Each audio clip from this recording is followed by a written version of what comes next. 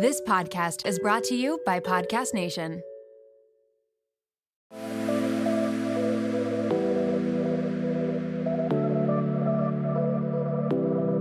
Welcome to Nirvana Sisters podcast, where we take the intimidation out of well-being and beauty to help you achieve your highest state, your nirvana.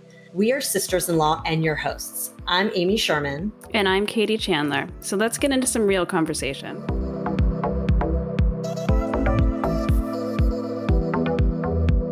Welcome back to Nirvana Sisters family. It's Amy and Katie.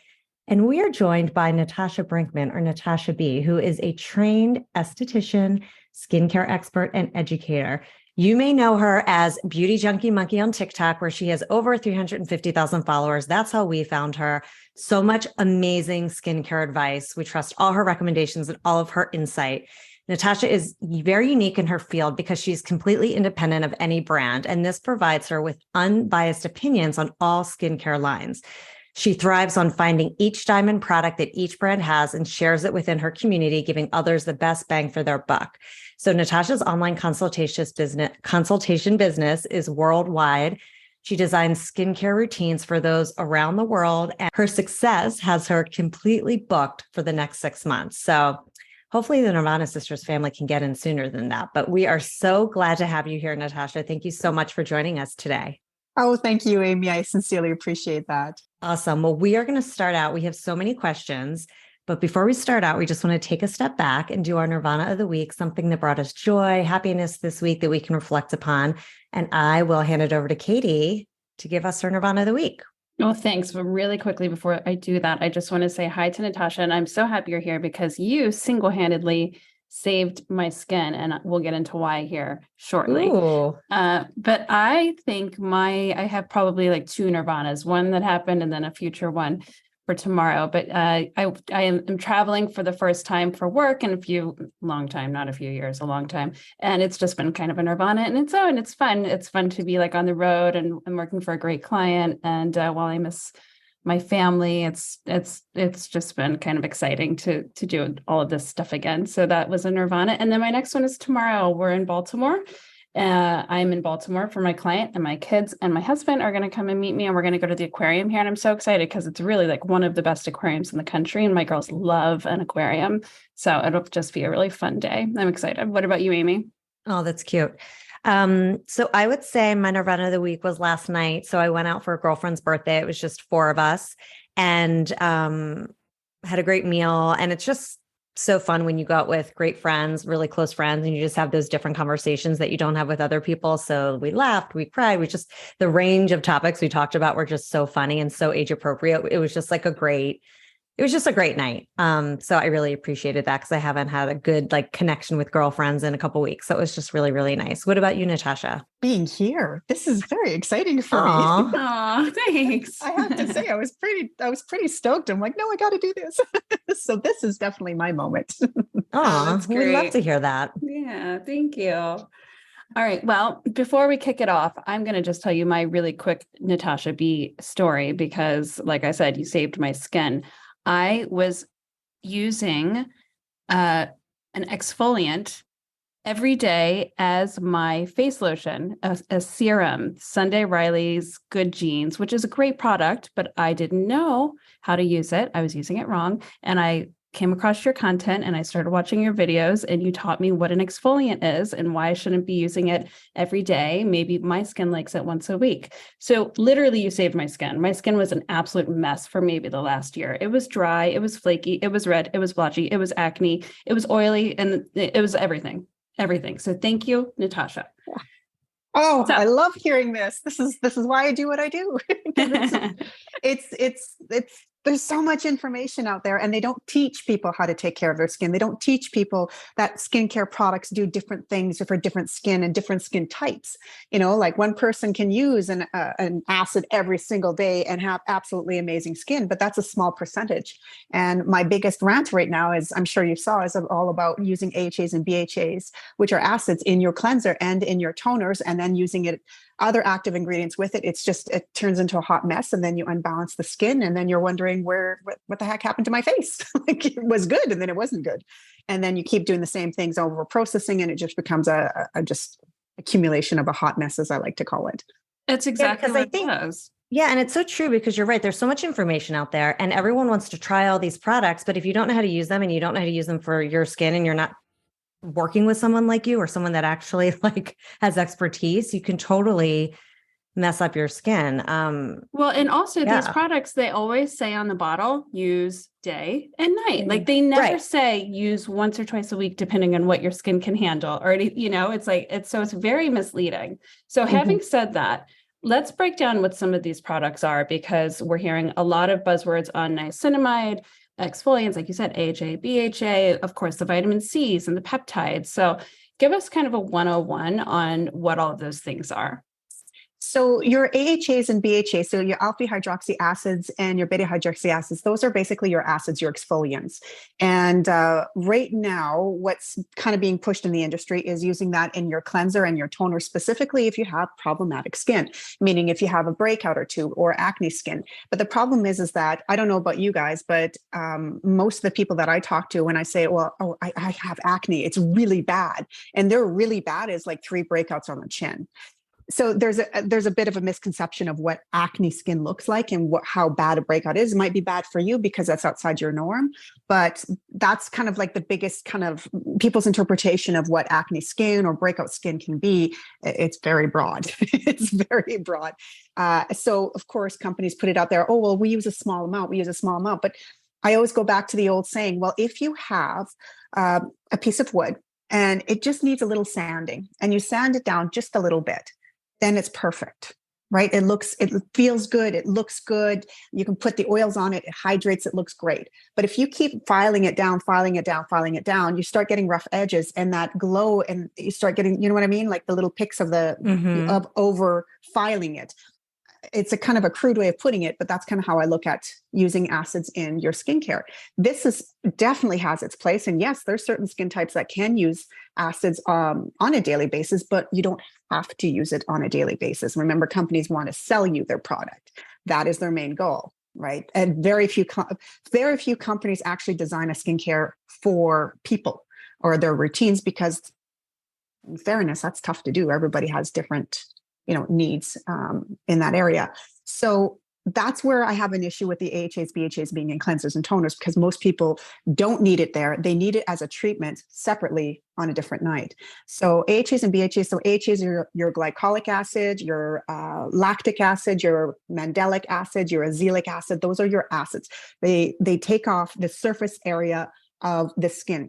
BHA is your salicylic acid. That's the stuff that actually goes down deep into the pore and cleans it out, almost like a little washing machine, just goes in there and cleans it right out. But it doesn't really touch the surface area, but it can dry out the surface area. So when you have a combination of, I have really bad blackheads and I have really bad oil production, then yes, an AHA/BHA. So usually it's a blend of lactic acid, glycolic acid, is what's going to be beneficial for your skin type.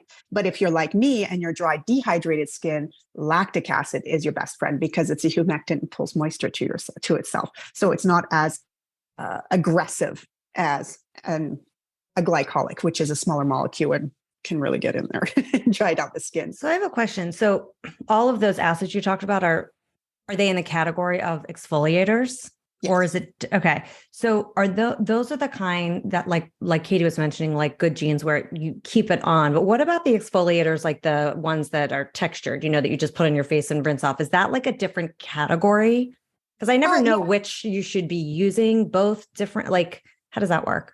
Well, there's enzymes, right? And then there's your manual exfoliants, right? So your manuals are like those microbeads that were really big like 10, 20 years ago. Remember those? And they were like awesome. And then we found out, whoops, they're not perfectly spherical and we're causing micro tears in the skin, which can cause pigmentation. And well, basically you're opening up the skin for any type of bacteria and breakouts. So we realized that's not great. Not to mention the microbeads weren't exactly being manufactured well. There's some cheaper versions, which we found were polluting the environment. So, there's a lot of stuff that we kind of learned throughout the years. Nowadays, I like to stay away from doing a manual abrasion type of peel. I really like that they're really focused more on the AHAs, BHAs, and there's different levels, of course. But I really like that because, again, the other thing I noticed working with people is that people can be very heavy-handed. When they're exfoliating, they would just sit there and grind it into their skin. I'm like, oh, no. Living organism. Be gentle, be gentle. I always say, touch your face like you're touching a baby. How you would caress a baby. That's the kind of pressure you really want to do on your skin. Legs and arms, that's a completely different story, but your face, you should really touch it like it's a baby. So I personally, it does have its place in certain situations, but I tend to like to go more towards the acids that you can use, like the ones from The Ordinaries. They work really, really great. Paula's Choice has really good ones out there. There's a lot of formulations. Yeah. Paula's Choice. Yeah. Paula's Choice. I switched from Sunday Riley's Good Genes. I think it was just too much. And like the fact that it's a serum and you leave it on, I feel like it was kind of stripping my skin. So now I'm using the Paula's Choice, but I only use it twice a week. Well, that's exactly it. You use it less and you probably get better skin out of it. Yeah. So what are, let's get into like ceramides and the vitamins. Ceramides are, a ceramide and a niacinamide the same thing or no? No, not really. So what niacinamide it fortifies the cell walls. So it's a vitamin B3, I guess is the best way to put it. What it does is it helps to fortify those cell walls. So you guys can see me. This is what like a pore would do. And whenever anybody's talking to me about texture, like I have a lot of texture, I have a lot of oil production. My skin barrier is compromised. It's not doing so well. What that does is it basically helps to heal those cell walls, and it helps to keep them nice and firm and taut. Niacinamide should be technically used with everybody. It is so good. Any and every skin type can use it, because when you fortify those cell walls, again, you bring down texture. So you stop getting that huge bumpiness in the skin that people find when they have oily skin. It also brings down inflammation. It's a powerful, powerful antioxidant. So that works exceptionally well against the elements. Not to mention, it does help brighten up the skin as well. And another little superpower it has is it helps to regulate your sebum production, which is your oil glands. So it helps to relax that hyperactive sebaceous secretion that people with oily or oily acnetic skin have. And it just calms it down. But the problem with niacinamide is it takes time. It takes time to kick in. And a lot of people, they're like, oh, I've used it for 2 weeks. I've done nothing. Well, no, it hasn't even done a skin cycle. A skin cycle would be basically the general consensus is between 28 to 31 days, but as we age, it slows down. So that means you're probably going to have to wait a little bit longer for your skin products to actually kick in and work. And it can take anywhere between 3 to 6 months for niacinamide to really kick in for certain people. So things like that are kind of what are going to help rebuild the cell wall. Of course, ceramides also help to fortify the cell walls within the skin, so you're not compromising the barrier. And that's how you keep the skin looking nice and juicy and plump and not red. Okay. So for niacinamide, can you use it morning and night? Absolutely. Absolutely. Okay. And what is the difference between niacinamide and hyaluronic? So hyaluronic acid, from what I know, is like very hydrating, but it's not the same acid as like the AHA and BHAs we were talking about before. No. Okay. And so I always get confused on the difference between niacinamide and hyaluronic, because it feels like those two ingredients are in everything. Yes. And for good reason. They work really, really well together. Like if you have compromised skin barrier or rosacea skin or acne skin, anything like that, thin skin, what hyaluronic acid, specifically B5, it's really unique because the hyaluronic acid pulls moisture to itself like a little sponge, but the B5 actually helps to hydrate the cell walls in between. So it's like a little bit extra. When you do that and you fortify the cell walls with a niacinamide, you got a really nice, happy little marriage of two really solid ingredients that really help to keep the skin firm, juicy, plumpy, and hydrated. The thing with serums that you really have to remember is they are not your moisturizer. So you cannot put a hyaluronic acid and then a niacinamide and then go out and go, oh, my skin looks dry and dull and it's cracking and because that's not a hydrator. It's a serum. Serums are basically like, what's the best way to describe that? Your multivitamin, your dose of what you're trying to do for your skin to help get your skin nice and healthy. And then are the peptides the moisture? What are the peptides, and what is the skin cream, the moisturizer, the next step that we want to protect our skin barrier? So when it comes to peptides, there's a lot. There's like different forms of peptides. There's hydrating peptides, there's stimulating peptides, there are neuron peptides that help to like the arginine or girline, as some people call it. I'm Canadian, so I called it arginine, but But basically, like that's kind of a neuron peptide. It tells the muscles not to move as much or as deep or as penetrative.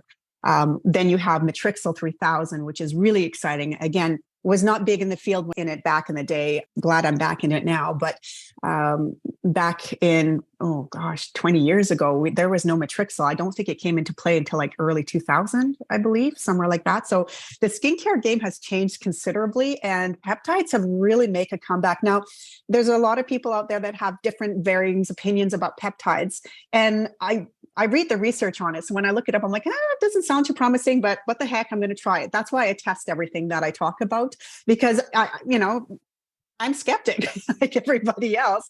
And I'm also very curious because I've also known throughout the years that you can't just look at it blindly with one set of eyes. You have to try it from different angles and see what works and what doesn't work. And for me, peptides really has changed the game for a lot of women and men out there who are just trying to plump up and juice up their skin and just kind of give it the best bang. So peptides like Matrixyl are exciting because they stimulate collagen and elastin production, which slows considerably as you age. And there's different versions of them, different formulas. Like for instance, if you're in your later 20s, early 30s, and you want like just to get a good all-around peptide, The Ordinary has it used to be called Buffet, but I believe they're calling it a polypeptide or something like that. It was an incredible formulation of different type of peptides in there, and it worked exceptionally well. I really, really love that one. But for me, I'm a huge fan of Matrixyl or Matrixyl Synthetic 6, which is that like a serum or is it a moisturizer? Yeah, it's a serum. And again, there's a lot of products that will either put it in a serum, so it's almost like your power pack, your major dosing, or they'll put it in your moisturizer, which has hit and miss results, right? Because when you put the more ingredients you put together, you're not they don't always work I can't even say it today. Synergistically. That's the one. They don't always do that perfectly together. But the same can be said about a serum. Like certain serums are just basic and they kind of fall flat. Not because the active ingredient isn't good. It's because it's not being supported by the other ingredients that help to enhance it.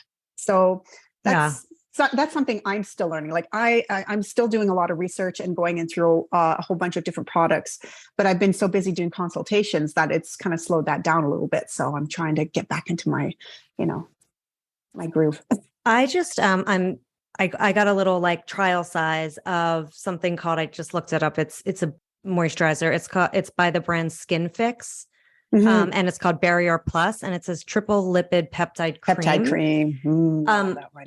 I've been using it at night, and it's really moisturizing. It feels so good, especially in the winter, and I love it. I don't know if it's the peptides or whatever it is, but like it's just really, really like creamy and thick and moisturizing. But that had peptides in it, and that's what I was going to ask you. Like, does it even work in the cream? It sounds like it's better to put it directly on your skin versus through a moisturizer, but it doesn't hurt if it's in a moisturizer, right? No, and there's different forms. Like there's hundreds of different forms of peptides out there, right? So the ones in the Skin Fix triple lipid peptide cream, those are really big on the lipids, on the fatty acids that are within that skincare. So you're not going to see Matrixyl in that. You're going to see different forms of peptides in there, and those are the ones that protect the skin barrier. They're really heavy in the ceramides, so it's really like. Skin Fix is one of my cult favorites. I absolutely love that one. I say to all my clients, if I was in clinic, I would have a wall of it because of the different formulations, because it is so effective. So effective. Oh, good. And it's hydrating, but it doesn't. What's the best way to put it? It's hydrating, but it's not oily. And then they it's also not have like greasy at all. Yeah. No. And for those that are really oily, kind of oily acnetic skin, their gel formulation is sensational. I absolutely love it. So those are two products. And I think that's why I like the Skin Fix so much, because it's a little bit more user-friendly for the majority of those skin types out there. Yeah. They also have a really good product. Two of their cleansers are also a favorite of mine. So they have the basic cleanser, which is where am I first? I have my list. Let me pull up my list. Oh, we love a list. I have a list. So once I've tested it and I deem it worthy, I know that sounds so funny. I feel like a little queen in my little realm here, but I deem thee worthy. It makes my list.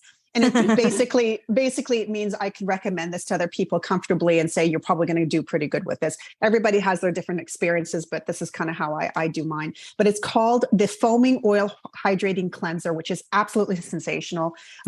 It will not It will not compromise your skin barrier. It's not going to wreck it. It is safe for pretty much every skin type out there. But here's the thing, for people with really oily skin, and I'm not talking just T-zone, but those that suffer from really oily skin chronically, their foaming clay cleanser, spectacular.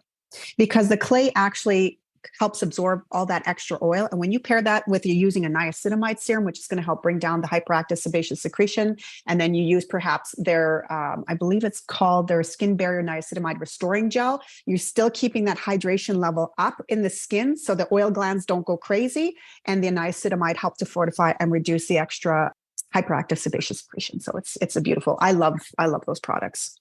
Love it. And then I know I don't know if we asked you this before when we were talking about the AHA and BHAs. Do you have, I know we mentioned Paula's Choice. Do you have other brands that like, what else, what's on your list for the exfoliators? I have lots. Again, and it all depends on the individual and the skin type. So for me, lactic acid, 10%, The Ordinary, it's a cheap, awesome trick that works, just works brilliantly. L'Oreal Revitalift 10% glycolic serum. Absolutely awesome. Wow. And you can just get it at your local drugmart. Now, glycolic acid is really good for normal skin types, not too oily, not too dry, kind of right in the middle. It's wonderful. And I like it that it's in a serum because it's a little bit more hydrating than your typical glycolic toner that you can get from The Ordinary. Like that one, I'm not a fan of as much because it's really drying on the skin. So for me, it's kind of like, that one, I'll tell you a good trick about that one. Side note, if you have really bad calloused heels, throw on put a little pad of the glycolic serum, wipe it on your heels, and then put your moisturizer over top. It's a game changer. You're going to have amazing feet. That's amazing. To try that. Yeah. It's a great little trick. That it's fantastic for people with really thick, oilier skin. They can get away with it, but it's not my favorite formula because, like I said, it's pretty drying. And my theory is I'd rather keep it a little bit more hydrating. That's why I like the glycolic serum from L'Oreal Revitalift, because it's a little bit more hydrating and it's a little bit more supportive. Is that the one that they have like an under eye kind of serum too? Am I thinking of the right one with like there's like silver kind of like balls at the end? I don't know if that's hyaluronic. Oh, that one's, that's the hyaluronic acid one you're talking about. Yeah, that's the hyaluronic acid that you can put around your eyes. That one's excellent. Mm-hmm. But it's generic, hyaluronic acid after a while is kind of hyaluronic acid, right? It's like, there's $50 versions. Do they work better than the $5, $10 versions? A little bit, they're a nicer formula. They go on a little bit nicer, but they kind of technically do the same thing. So different molecular weights, there's all these little extra nuances that can make them just a little bit better, a little bit more luxurious, but I'll be damned if I ever pay $50 for a hyaluronic acid. I will spend $100 on a cream if I see the value in it, but I am not going to pay $50 for hyaluronic acid. That's where I get cheap. It's so true that you can get such great products at drugstores now as well. Like CeraVe, I started using CeraVe's hyaluronic acid and niacinamide cream or serum, and it is fantastic. I love it. And also I'm really into La Roche-Posay now. They're a great price point too. Very nice. Yeah. Very nice line. So I'm so fascinated by this because you're so insanely educated on all of these details. So how you create these protocols or these routines for your clients, it's just brilliant. So they come to you and they say, these are my problems, A, B, C, D, and you put together a program for them. Yeah. Basically, I put together a skincare routine based on their skin type, their needs, and where they're at in their life. Because some people, they're like, I'm okay with that. I just want this. And I'm like, okay, for them, I have one client, she's like, I know the wrinkles are coming. My skin's just unbalanced. I just want a basic skincare routine, nothing fancy, just something I can be religious with and just have good skincare. And I'm like, you got it. I had another client yesterday, actually. She was amazing. She's like, I followed your routine, some of the routines that you were kind of putting together and on TikTok. And she goes, I had a horrible allergic reaction to a type of medication. And the only place she didn't peel was the areas where she had taken care of her skin. So her face, her neck, and her chest, but the rest of her body peeled due to this reaction she had to medication. Wow. So that just goes to show that your diligence, in your skincare can make such a difference. Sorry, Katie and I have 10,000 questions. Do you have a favorite vitamin C brand? And question for you on that, do you put that on first and then the niacinamide, et cetera? Or like, what's the order? Yeah, I have a hard time. A lot of people get tripped up on what do you put on first and last? Okay. It Yeah, depends totally. on the vitamin C. So the Okay. L-ascorbic acid form of vitamin C from Skin Diva is truly my ultimate favorite but that's a high, like that's a, you've worked your way up to it. If you are brand new and you go right to L-ascorbic acid, you may or may not enjoy it, because it's based on your skin type. It is the most potent. I call her the diva of all vitamin C. She's highly potent, highly reactive.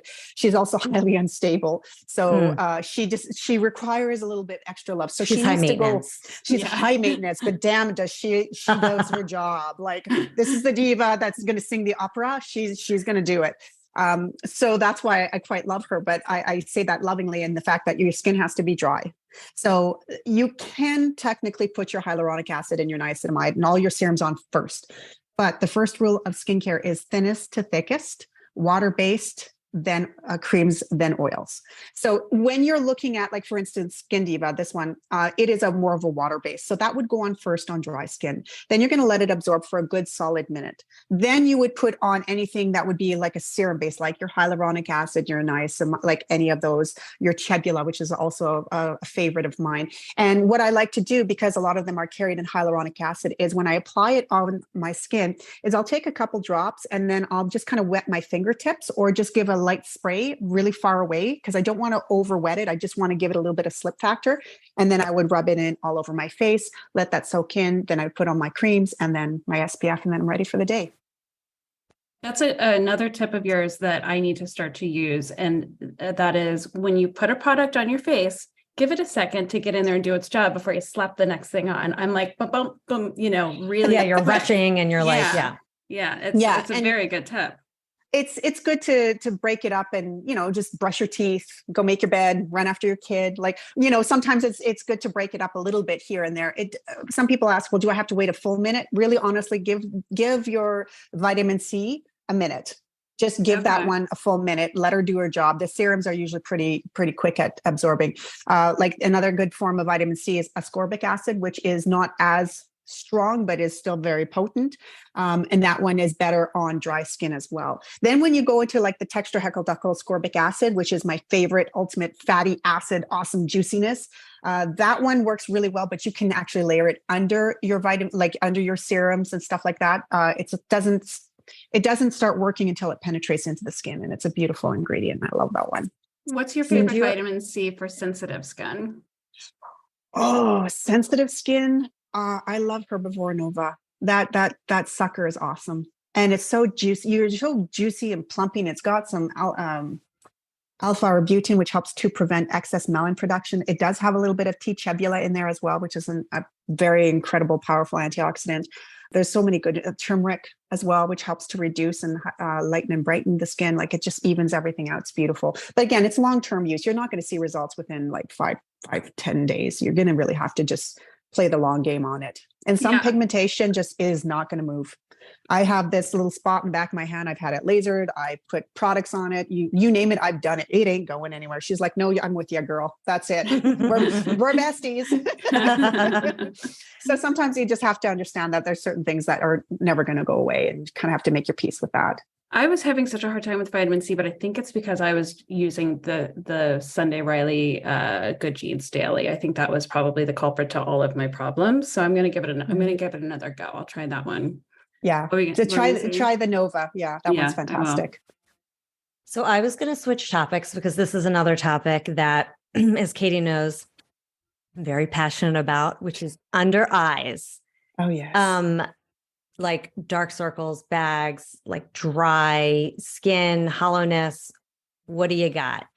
Tell us about brands, moisturizers, things. Absolutely. So Dipology kind of went viral last year because they had gifted me one of their Matrixels, and along with their eye patches and so forth. And although I did like the eye patches, their Matrixel just blew me out of the water, because what it did is it helped plump up my skin around the hollowness around my eyes, as well as it, again, add some firmness because you're adding hydration. You're Is that the peptide you were just talking about? Yeah, that's the top. Okay. Yeah, the Matrixel 3000. So you put that under your eye. Got it. Oh, I put that all over. Like, I bathe in that. That goes all over. You want neck skin, you want chest skin, you want everything. Like, I'll be 48 on Tuesday next week, and there is literally. Oh my gosh. Yeah, your skin is insane. Your skin is gorgeous. Well, I'm lucky because I get to play with a lot of product now that I would have never been open to in the past, right? So this is the kind of the perk of my job now, which I'm really appreciative. But I also share all my knowledge so everybody else can try different products as well and see which ones work best for their skin. But Okay, personally speaking, so you I use that. love Yeah. them. What else? Like, do you put on favorite eye creams? Like, any tips for? Yeah. So Charlotte Tilbury has a really nice eye cream, Mm. really nice. And it does help to definitely help firm up my skin. There's another brand that I just finished testing out and it did sensational. I used it around my eyes. It wasn't a specific eye cream. It was the whole system itself. It's called EMK. EMK Beverly Hills. Sorry, I just had the little thing beside me because I'm like, I got to do a video on that. So that's my refresher note to do that. That was an incredible system, highly expensive though. So it is truly a Beverly Hills one, but it worked exceptionally well around my eyes. Depology's Caviar Stick is a great hydrator. It's not going to firm up the skin like the Charlotte Tilbury one, but it's a great hydrator. So if you have a really dry, dehydrated one, that Caviar Stick is sensational. I'm testing out True Botanicals. They have an eye serum. I'm loving it. I put it on this morning and I'm super, super happy with it. So far, so good. I'm just still in the early stages of testing. So Love that. And while we're on the under eye subject, any favorite concealers? Lancome. Is it the just Lancome, that $40 one that came out? It's been a couple of years now, but that one still is a tried and true. Okay. We're always looking for good eye creams and good concealers. So thank you for that. Well, follow my page. I promise I will always keep you up to date on anything new. I try to go on as much as possible. So then that way people can make an informed decision and, know that, okay, somebody tested it and they liked it, and they thought there was value to it. And that's what I love about being independent is that although I may work with brands after I like them, I don't do it the other way. I was just offered a huge contract. What I thought was huge. And they're like, no, we want you to do this within a couple of weeks. I'm like, no, I got to test it. I said, I'm happy to do this, but I have to test it, see if I like it. And then we can talk. And they're like, oh, well, no, we need to do it. And I'm like, no, I'm not interested, dude. Sorry. Oh, good for you. Yeah. I worked my butt off to keep my integrity means everything to me. And I worked my butt off to earn that right. trust And you have respect. trust. Exactly. Yes. And people respect your opinions. So that's good. Yeah. So I'm not into that. Speaking of opinions, what's your opinion on skin cycling? Do you have any of your clients doing skin cycling? Well, when I put them on an actual program, there is a version that we actually do together. So I do put them on a program based on their skin type and their skin needs, which would it would be a skin cycle, really, but it's not like what you're seeing from one dermatologist. I think she came out with this, do it this day, do it this day, do it this way. That will work for, again, it's not a blanket statement for everybody. And it's not viable for most people because it's not something that in a busy life schedule works with people, right? Because when I design skincare routines, I'm like, what's your life like? Like, how realistic is this? Because I don't want you to buy all these products and do this whole thing only to do it for the first 2 weeks and then go completely down the wayside. And I want to try to encourage something that they can do long term. And for certain people, they're very systematic and they have that calendar in their head and they can do it. I say all the power to you. Just make sure you're using the right products. I don't recommend over exfoliating your skin more than, again, for certain skin types, once, twice, max. Some people can do 3, but it's not as much as people think it is. And that's why I'm not quite a fan of that version. But again, I'm sure there's plenty of people out there who've had excellent success with it. So I don't want to poo-poo anybody's work. But at the same time, I just want to be realistic that it's not going to be for everybody. Yeah, of course. And what about, sorry. Do you have a favorite retinol product that you like? I was going to ask the same thing. Actually, I do love the one from Depology. That one's sensational. That one you can use every single day. Kiehl's also has a really good, their microdose one is fantastic. Maylove. Oh, they have 2. They have a retinol and a retinal. Oops, I didn't want to give you the finger. So retinol is your basic, has to kind of penetrate the skin and convert itself a few times. So it's on the lower end, but it works very, very well. And then they also have another one called a retinal, which is a higher strength and only has to do 1 or 2 conversions and then it's ready to rock and roll. So and you would use that one like once or twice a week, probably not as much. Oh no, I use that daily now. Once you work your way up to it. Yeah. Once you work your way up, you can. But I hate to do this, ladies. I have a consultation to do now. Oh my God. Oh my God. But I would love to come on here and do another if you guys want it. Yeah, let's do a part 2. We'll have you back whenever is convenient for you, because I think in the part 2, we want to talk about like some of these treatments we're seeing out there, like Morpheus 8 and like all the treatments you can do. And also want to hear about your routine and more of your favorites, et cetera. So we'll make sure to book you. Love So to. don't worry, Nirvana Sisters family. We're going to get her coming back. back. Yes. Oh, She's a and busy thank lady. Thank You're you. very Thanks. welcome. Bye-bye. Bye-bye. Bye. Thanks for listening to Nirvana Sisters. For more information on this episode, check out the show notes, please subscribe, and leave us a review. Also, find us on Instagram at Nirvana Sisters. If you loved what you just listened to or know someone that would, please share it and tag us. Tune in next week for a fresh new episode of Nirvana Sisters. We'll continue to watch out for all things wellness so you don't have to. Bye.